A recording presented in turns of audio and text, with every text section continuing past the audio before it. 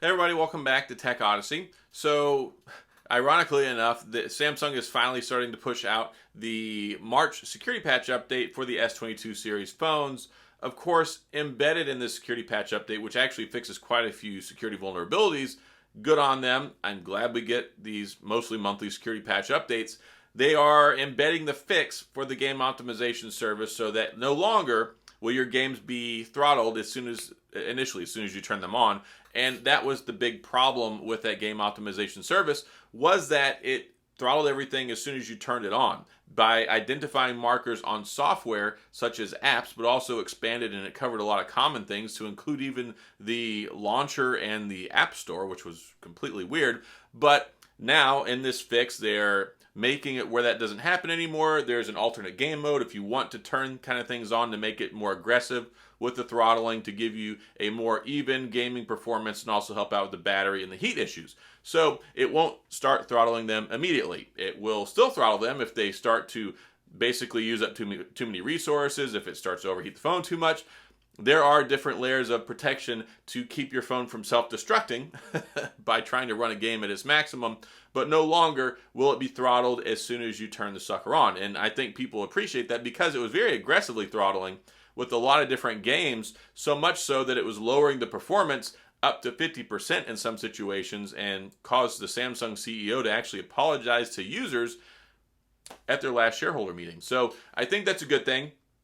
It's starting to roll out now. It's already starting to roll out to like T-Mobile and a couple other carriers, but they're saying that it will start to roll out to more people over the next few days. So that's a good thing. It's already started rolling out internationally in India and other parts of Asia. So I am happy about this. I'm glad that they threw this in there with the March security patch. I figured that was what was happening, and it seems indeed that's what happened. Because I just made a video, I guess like a day or two ago, saying that it's kind of annoying that the Samsung and Google are not being Johnny on the spot with getting their updates out. So there's also some other stuff, some stability fixes. You got the security patches, also more improvements and enhancements to the camera for stability, and also a fix in there for allowing third-party apps to bypass the throttling as well. So I think that what we'll see is a better performance across the board. Again, that game optimization service was basically running rampant. There were so many apps and processes that it was throttling, not just games, but also things with the user interface, with simple stuff, simple Google apps. So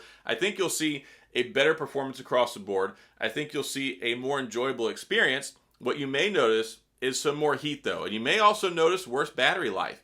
And that's where I kind of raise an eyebrow when they did have their apology, because they're like, we tried to make the process when you play games and use your phone for a more balanced and even experience so you get better battery life and it's kind of consistent, instead of, okay, if it ramps up, it gets too hot, it throttles down, it kind of goes back and forth for long-term gaming. But when you put a Snapdragon 8 Generation 1 in there, you advertise it basically as being like the best Android phone out on the market. It's perceived that way. It's also sold that way, minimum price $11.99. You don't want to have your apps throttled. They may not even need it. Like, why in the world? It's like, effectively, let's say you got a solitaire app, and because it's a game, they're throttling it. Why do you need something that simple or that minimal throttled? Especially as soon as you start it. Typically, the protections and the stuff in the software that throttles your apps on your phone come into play because it's using too many resources, it's getting too hot, it's burning up too much battery. There's stuff in there that you don't want to cause harm to the phone itself, and also you want to preserve the gaming experience. So that's when you start throttling things, not as soon as you turn it on. That doesn't make a lot of sense. That right there makes it seem like you're trying to make it where the phone doesn't get hot and to where it's not running at 100%, and makes it seem like you're getting better battery. So a lot of people have kind of been praising the S22 Ultra. I get it. The first week it came out, there were a lot of people saying that it was getting terrible battery life, and I also told them, look, give it a week. You can't get this phone and take it out of the box. Start using it, start installing everything, throw your SIM card in there, start downloading all your stuff, and go, oh, it gets terrible battery life. No phone gets good battery life the first day or two. Yes, it runs hot because you're running it and using it more than you would at any point in time, basically during the phone's life, because you're setting it up, you're transferring files, you're testing it out and seeing all new cool features. So simmer down a bit. Everybody should simmer down. Whenever these phones first come out, yes, the first couple of days, battery life ain't going to be good. And that's what we have with the adaptive battery, all the adaptive features. It has to learn how you use the phone so it can use its smart features and its artificial intelligence it's been programmed to use to give you better performance. So after about a week or two, people are like, oh yeah, it's got a lot better battery life now. It's like this switch just came on. I'm like, yeah, that's what I was talking about. So you might not get as good a battery life now. Why? Because everything's not being throttled immediately. Of course, you can still go in and do other things. You can have the CPU processing run at optimized speed. It doesn't have to be on high. It doesn't have to be on maximum. I have mine on optimized. Optimized and adaptive battery is probably going to give you the best performance to balance ratio, but also when you take a look at that for your, it used to be called enhanced processing.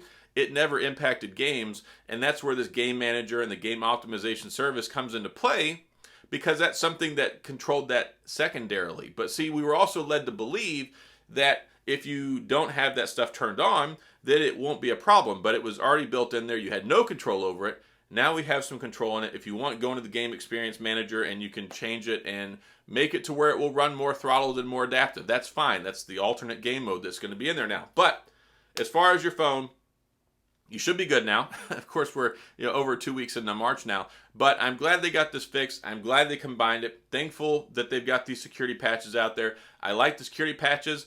Being a historic BlackBerry fan and user, we always had the best when it came to security. So seeing a lot more phone companies more conscious about this. You look at Apple, you look at Google with their monthly security patches when you get them, and you look at Samsung with their security patches.